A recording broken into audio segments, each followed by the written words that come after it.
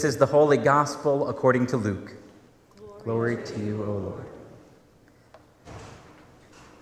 Then Jesus, filled with the power of the Spirit, returned to Galilee, and a report about him spread through all the surrounding country. He began to teach in their synagogues and was praised by everyone. When Jesus came to Nazareth, where he had been brought up, he went to the synagogue on the Sabbath day, as was his custom. He stood up to read, and the scroll of the prophet Isaiah was given to him. He unrolled the scroll and found the place where it was written, "The Spirit of the Lord is upon me, because he has anointed me to bring good news to the poor. He has sent me to proclaim release to the captives and recovery of sight to the blind, to let the oppressed go free, to proclaim the year of the Lord's favor." And Jesus rolled up the scroll, gave it back to the attendant, and sat down. The eyes of all in the synagogue were fixed on him.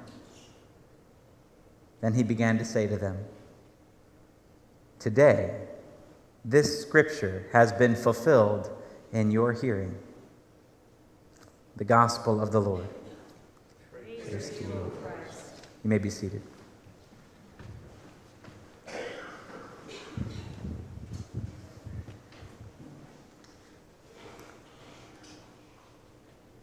When you go to school to become a pastor, one of the things that's required of each and every person who wants to be a pastor, at least in the Lutheran Church, is a one-year internship.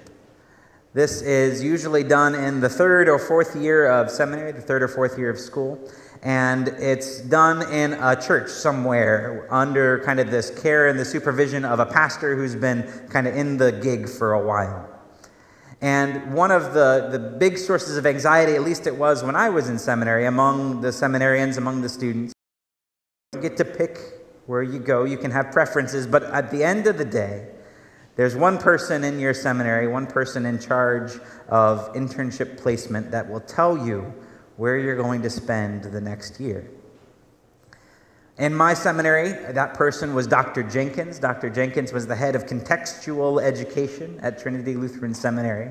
And I remember as my whole class was getting ready for our internship assignments, they would bring in these pastors, internship supervisors to come in and sit down, and we'd have some interviews with them. And when we got done, each of us was told to write down on a slip of paper our top 3 choices, our preferences, or where we want to go, and that we turned that in to the office. And before we could get our letter that told us where we'd be heading, we had to have a one-on-one meeting with Dr. Jenkins, a one-on-one sit-down where she asked us a couple of questions and kind of formulated the last few things, kind of putting the puzzle together is how she talked about it.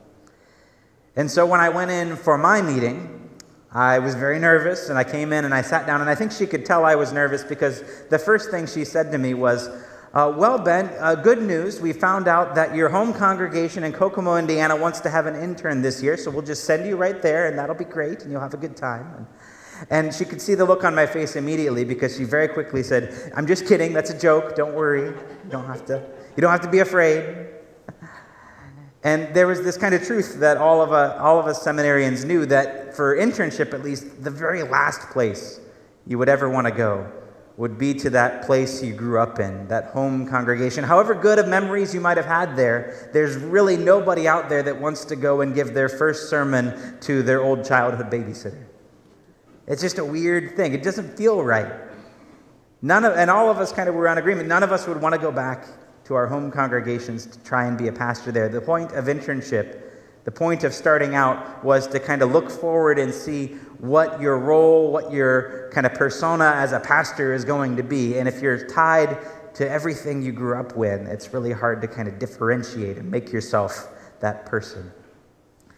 Well, I think at least Dr. Jenkins was trying to get me relaxed a little bit, because I found out about a week later I didn't get any of the preferences I put down for internship.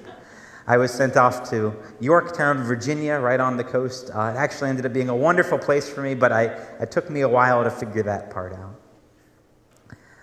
Well, all of this process, it reminds me a little bit of what's happening in the gospel story. You see, Jesus is just starting out. This is his first kind of pastor-type gig, first gig as a prophet or as a preacher. He's been baptized by John at this point. He's had a little kind of wandering in the wilderness with the Holy Spirit pushing him on. And now Jesus gets to decide where's the first place he's going to go and preach. And I think if Jesus had made that decision, the very last place it would have ever been was this little synagogue in Nazareth that he grew up in. But at the beginning of this story, it doesn't say that Jesus decided where he was going to go. It says the Spirit filled Jesus and sent him out.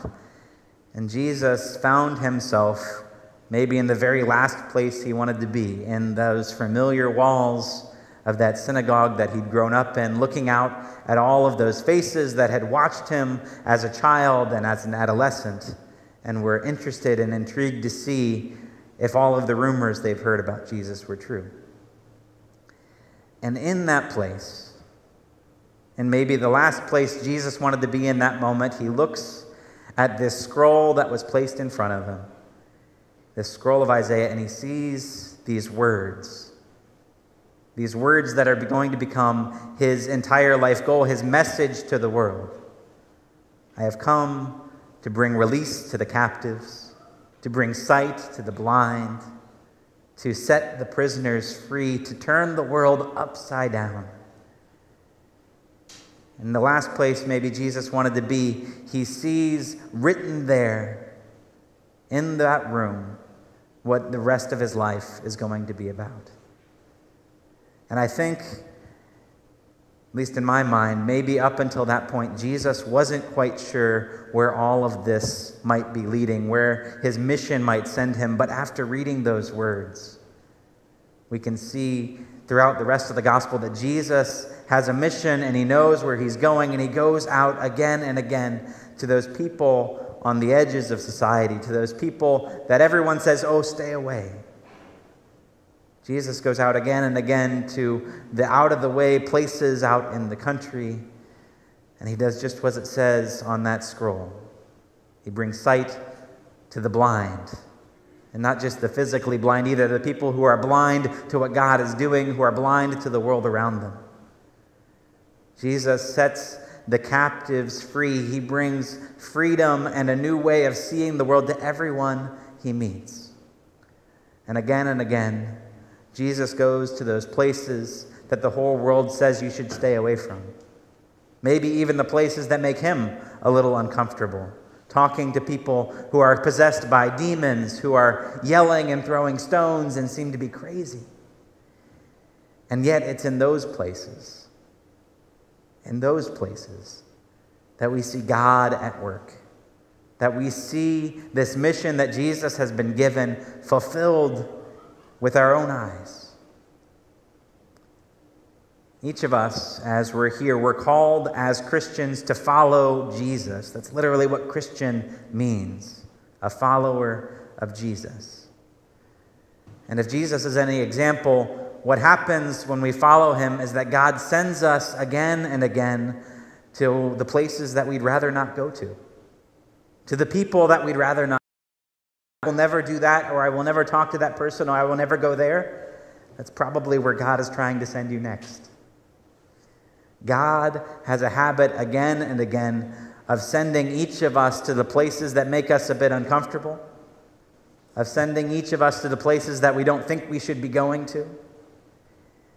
And yet, when we arrive there, as hard as it can be, as awkward as it can seem, again and again, something is placed in front of us, a person's face appears, and we see what God has been trying to show us all along.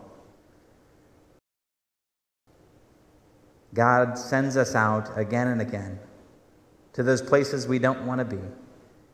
Maybe even if that place is right back home where you grew up, or back in a family, back in relationships that have become estranged.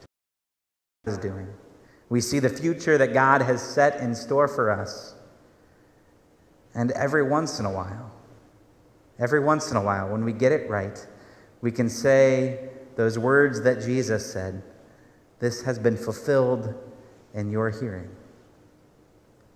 As we go out this day, may we go out into a world that is in need of our help, and may we feel that Spirit, that Holy Spirit, pushing us just a little further into those places that make us a bit uncomfortable. And God at work in our lives and in the world, and God's future alive right here and right now. Amen.